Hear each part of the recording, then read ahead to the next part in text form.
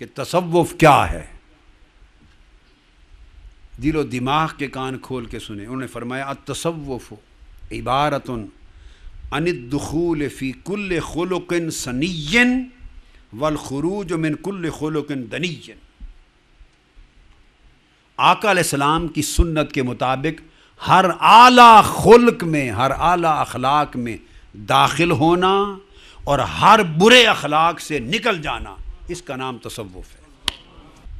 ہر اعلیٰ اخلاق جو آقا علیہ السلام کی سنت و سیرت طیبہ سے ثابت ہے، ہر اعلیٰ اور عمدہ اخلاق میں داخل ہونا، اپنے آپ کو ہر عمدہ اخلاق سے مزین کر لینا، سچ بولنا ہے، سخاوت کرنا ہے، غریب کی مدد کرنا ہے، مسافر کی مدد کرنا ہے، مہمان کی خدمت کرنا ہے، چھوٹے پر شفقت کرنا ہے، بڑے کی تعظیم کرنی ہے، اپنے جیسے پر محبت کرنی ہے، ہر ایک حقدار کو حق دینا ہے، پڑوسی کو اس کا حق دینا ہے، مولا کا ادب کرنا ہے، حضور کا ادب کرنا ہے، کسی سے بغض نہیں کرنا، عداوت نہیں کرنی، ہر اچھا اخلاق اپنا لینا ظاہر و باطن میں، اور ہر برے خلق کو اپنی زندگی سے نکال دینا.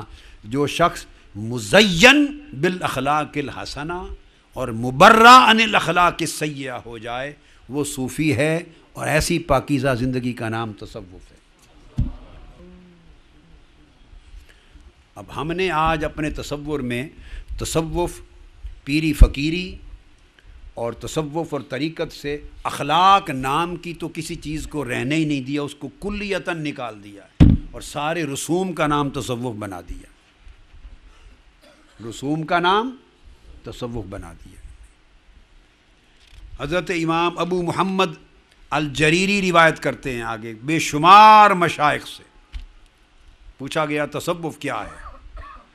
فرمایا التصوف تصفیۃ القلب عن موافقت البشریہ.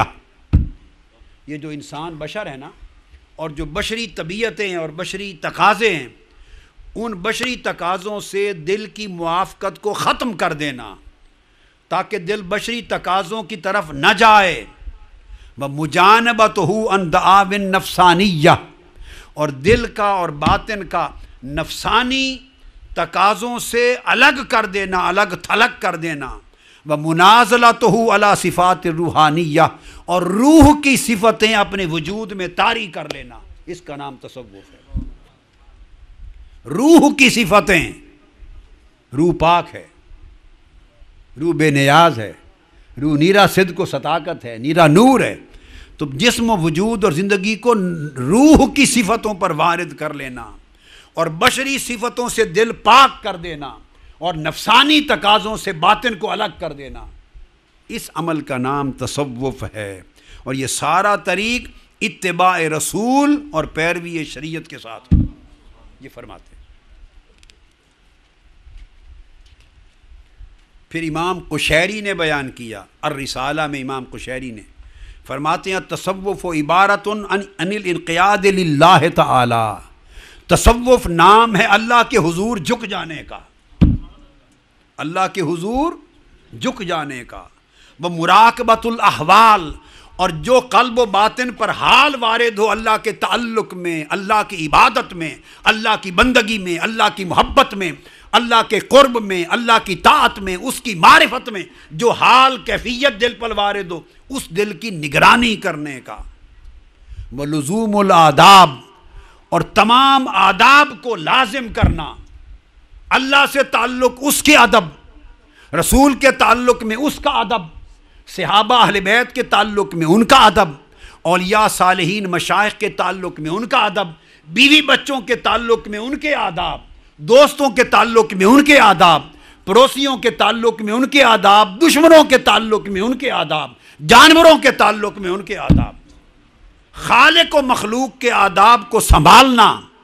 والاعراض عن الاعتراض، اور اعتراض سے اعراض کرنا، اعتراض سے بچ جانا، دل میں اعتراض نہ رہے. اگر رب دے کر چھین لے، بیمار کر دے، صحت یاب کر دے، توانا کر دے، خوشحال کر دے، تنگ دست کر دے، کچھ دے کچھ نہ دے، عزت دے ذلت دے، جس حال میں رکھے، دل اللہ کے وارد شدہ کسی حال پر اعتراض نہ کرے، دل تنگ نہ ہو۔ وَإِنْقِطَاعُ الْقَلْبِ عَنِ الْخَلْقِ، اور دل مخلوق سے منقطع ہو جائے، مخلوق سے منقطع ہو جائے۔ آپ آ رہے ہیں، لوگ کھڑے ہو گئے آپ کی عزت کے لیے، تو دل کو خوشی نہ ہو، وہ مخلوق سے منقطع ہے۔ ایک شخص بھی کھڑا نہیں ہوا، کسی نے سلام بھی نہیں کیا، تو دل مغموم نہ ہو، وہ مخلوق سے منقطع ہے۔ کسی نے تعریف کر دی تو دل جھومے نہیں، کیونکہ مخلوق سے منقطع ہے۔ کسی نے گالی دے دی، آپ پر فتویٰ لگا دیا، برا بھلا کہہ دیا، دل غمزدہ نہ ہو، چونکہ مخلوق سے منقطع۔ جب تک دل مخلوق سے انقطاع نہیں کرتا اور اللہ سے اتصال نہیں کرتا، اس وقت تک تصوف وجود میں نہیں آتا۔ فرمایا تصوف انقطاع القلب عن الخلق و اتصالہ بالخالق، مخلوق سے دل منقطع ہو جائے اور خالق سے دل متصل ہو جائے، وہ تصوف ہے۔ پھر ایک اور بات فرمائی، امام ابو عبد الرحمن السلمی نے فرمایا کہ حضرت ذُنُّون مصری سے پوچھا، حضرت ذُنُّون مصری، اور ذُنُّون مصری رضی اللہ تعالیٰ عنہ وہ شخص ہیں، حضرت ذُنُّون مصری، کہ جس رات آپ کا وصال ہوا، لوگ دیوانہ کہتے تھے انہیں، ان پہ فتوے لگاتے تھے، کئی کافر و زندیق کہتے تھے، شاہان وقت کو شکایتیں کر کے ان کی طلبی کرواتے تھے ذُنُّون مصری کو۔ جس رات وصال ہوا، 40 اولیاء کو آقا علیہ السلام کی زیارت ہوئی، اور ہر ایک نے خواب میں پوچھا، یا رسول اللہ آج آپ بغداد میں کس لیے تشریف لائے ہیں؟ ہر ایک کو بغداد میں زیارت ہوئی، 40 اولیاء کو۔ ہر ایک نے حضور سے، آقا علیہ السلام نے ہر ایک سے کہا، اللہ کا عاشق ذُنُّون، اس کا انتقال ہوا ہے، میں اس کی روح کے استقبال کے لیے آیا۔ وہ ذُنُّون مصری رضی اللہ تعالیٰ عنہ، ان سے پوچھا گیا تصوف کیا ہے؟ وہ فرماتے ہیں تصوف چند صحبتوں کا نام ہے، تصوف چند صحبتوں کا نام ہے۔ الصحبت مع اللہ بالموافقہ، اللہ کی صحبت کا نام ہے تصوف۔ سب سے پہلے کہ بندہ اللہ کی صحبت میں رہے، ہائے ہائے ہائے، اس کی کیفیت یہ ہو جائے قلب و باطن کی، اس کا حال یہ ہو جائے، ان تعبد اللہ کأنک تراہ، کہ میں ہر وقت اللہ کی صحبت میں ہوں۔ اور صحبت کس چیز کی؟ بالموافقہ۔ پوچھا کہ وہ صحبت اللہ کی کیسے نصیب ہو؟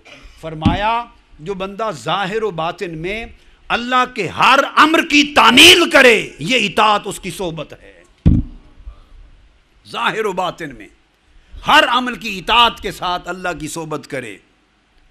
وَمَعَ الْخَلْقِ بِالْمُنَاصَحَةِ، اور مخلوق کی صحبت میں رہے، خیر خواہی کے ساتھ۔ ہر مخلوق کی، مسلمان ہے یا کافر، دوست ہے یا دشمن، دشمنوں کا بھی خیر خواہ ہو۔ صوفی وہ ہے جو دشمن کا بھی خیر خواہ ہوتا ہے، دشمن کا بھی برا نہیں چاہتا، دشمن کا بھی، بولیے، برا نہیں چاہتا۔ تو صوفی ایسی تیسی نہیں کرتا،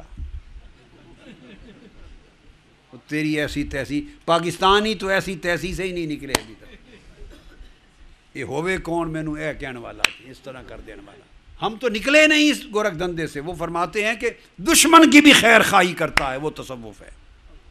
وَمَعَ النَّفْسِ بِالْمُخَالَفَةِ، نفس کی بھی صحبت، نفس کی بھی صحبت میں رہے۔ پوچھا نفس کی صحبت کیا ہے؟ فرمایا مخالفت کرنا۔ نفس کی صحبت اس کی مخالفت کر سے، مخلوق کی صحبت اس کی خیر خواہی سے، اللہ کی صحبت اس کے امر کی موافقت سے۔ وَمَعَ الشیطان، شیطان کی صحبت بالمحاربہ، اس سے جنگ کرے۔ تو تصوف یہ ہے شیطان سے جنگ کرنا، بولیے، شیطان سے، نفس کی مخالفت کرنا، مخلوق کی خیر خواہی کرنا، اور اللہ کے ہر امر کی تعمیل کرنا۔ جس کا ظاہر و باطن ایسا ہو جائے اس کو تصوف کہتے ہیں۔ پھر امام قشیری نے حضرت ابو عثمان النیشاپوری سے روایت کیا، انہوں نے بھی فرمایا تصوف صحبتوں کا نام ہے، تصوف پوچھا کیا صحبتیں؟ فرمایا الصحبۃ مع اللہ بحسن الادب ودوام الہیبۃ والمراقبہ، ہر وقت اللہ کی صحبت میں رہنا ادب کے ساتھ،